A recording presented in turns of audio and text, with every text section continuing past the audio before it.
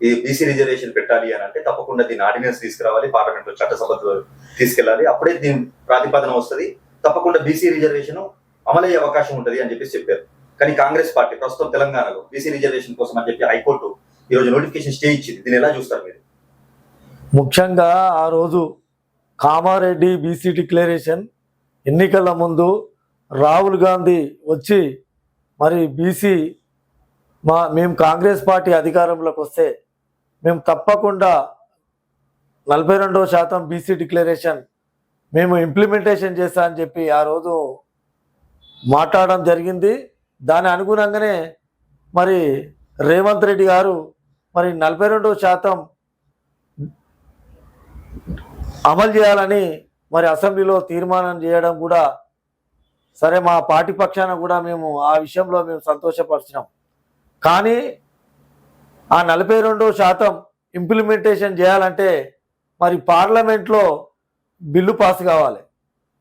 మరి అక్కడ కాంగ్రెస్ ప్రభుత్వం రేవంత్ రెడ్డి ముఖ్యమంత్రి గారు మరి ఢిల్లీలో జంతర్ మంతర్ దగ్గర ధర్నా కార్యక్రమం చేసినప్పుడు అఖిలపక్ష పార్టీలను బీజేపీ కానీ, టీఆర్ఎస్ కానీ, సిపిఎం కానీ, సిపిఐ కానీ అనేక పక్షాలను కలుపుకొని మరి బ్రహ్మాండంగా జంతర్ మంతర్ వద్ద మరి దీక్ష చేస్తే బాగుండేది. మరి కాంగ్రెస్ పార్టీ ఆధ్వర్యంలో జంతర్ మంతర్ వద్ద ధర్నా చేస్తే రాహుల్ గాంధీ ఎందుకు రాలేదు? కామారెడ్డి డిక్లరేషన్లో స్పష్టంగా మాట్లాడినటువంటి రాహుల్ గాంధీ మరి జంతర్ మంతర్ వద్దకు వచ్చి మరి సంఘీభావం తెలిపి అక్కడ తెలంగాణలో బీసీలకు 42% మేము తప్పకుండా అమలయ్యే వరకు మేము పార్లమెంట్లో బిల్లు పాస్ అయ్యే వరకు మేము పోరాటం చేస్తామని చెప్పి ఎందుకు చెప్పలేదు?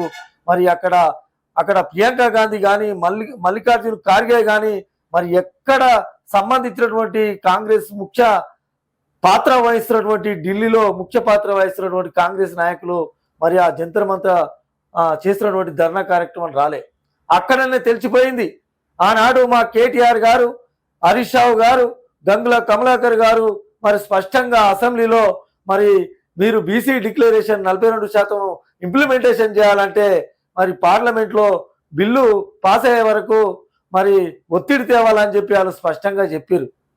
ఎంతసేపు చూడు రేవంత్ రెడ్డి గారు మాటలు తప్ప చేతలు బీసీల మీద లేదు. ఎందుకంటే మరి 42% డిక్లరేషన్ అయిపోయినాక మరి ఎన్నికలకు, స్థానిక సంస్థల ఎన్నికలకు పోయేది ఉండే. మరి బీసీల మీద ఒక కపట ప్రేమ చూపించుకోవడం కోసం మరి స్థానిక సంస్థల్లో ఏదో 9 జీవో తీసుకొచ్చి మరి ఎన్నికలకు మేము 42% ఇంప్లిమెంటేషన్ చేస్తామని చెప్పి ఎన్నికల మరి షెడ్యూల్ విడుదల చేయడం జరిగింది, రిజర్వేషన్లు ప్రకటించడం జరిగింది. ఇది కావాలని రేవంత్ రెడ్డి గారు మాధవ్ రెడ్డి అనే వ్యక్తితోటి హైకోర్టులో పిటిషన్ వేయించాడు. మరి ఎందుకు రేవంత్ రెడ్డి మాధవ్ రెడ్డిని పిలుచుకొని నువ్వు కాంప్రమైజ్ చేసే అంత నీకు దమ్ము లేదా? నీకు ఏదో బీసీల మీద ఒలకబోసినట్టు బీసీలను ఇలా మోసం చేయడానికే నువ్వు ఇక్కడ కంకణం కట్టుకొని నువ్వు పనిచేస్తున్నావు తప్ప నువ్వు బీసీల మీద నీకు ఎలాంటి ప్రేమ లేదని చెప్పి మేము ఈరోజు బీఆర్ఎస్ మా మండల పార్టీ పక్షాన మేము డిమాండ్ చేస్తా ఉన్నాం. మరి మాధవ్ రెడ్డి అక్కడ హైకోర్టులో పిటిషన్ ఇచ్చి రేవంత్ రెడ్డికి మరి బోకే ఇవ్వడం జరిగింది. ఇవాళ తెలంగాణ ప్రజలు అవన్నీ గ్రహిస్తా ఉన్నారు. రేవంత్ రెడ్డి తలుచుకుంటే ఇలా రెడ్డి సామాజిక వర్గాన్ని ఎవరైతే పిటిషన్ వేసిర్రో వాళ్ళను వేయకుండా కాపాడలేని ఆ అసమర్థ ముఖ్యమంత్రి ఇలా రేవంత్ రెడ్డి అని చెప్పి ఈ సందర్భంగా తెలియజేస్తా ఉన్నాం. ఇలా గ్రామాలలో ఇలా 20 ఎలక్షన్లు ఆగిపోయినాయి. ఎలక్షన్ లో నోటిఫికేషన్ స్టే విధించారు. నోటిఫికేషన్లు తీసుకోకుండా వీళ్ళని ఎలా చూస్తారన్న వాస్తవానికి ఒకవేళ కనుక గ్రామాల్లో కుంటుపడిపోయింది, గ్రామ వ్యవస్థ చాలా చిన్న భిన్నం అయిపోయింది.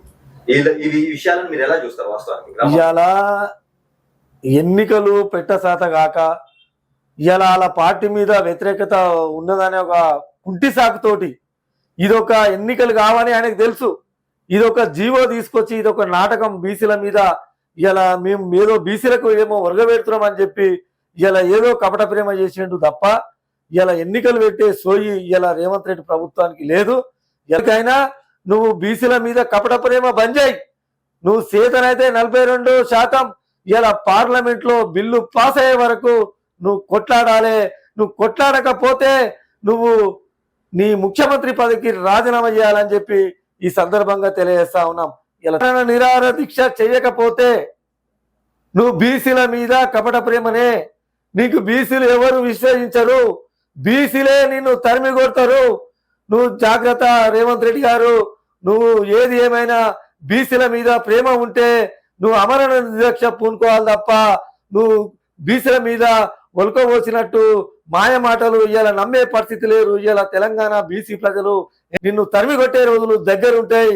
దయచేసి నువ్వు బీసీల మీద 42% మీద అమరణ దీక్ష పూనుకోవడమా, నువ్వు ముఖ్యమంత్రిగా రాజీనామా చేయడమా, ఇది ఎంచుకోవాలని చెప్పి నేను బీఆర్ఎస్ మండల పార్టీ పక్షాన నేను డిమాండ్ చేస్తా ఉన్నా.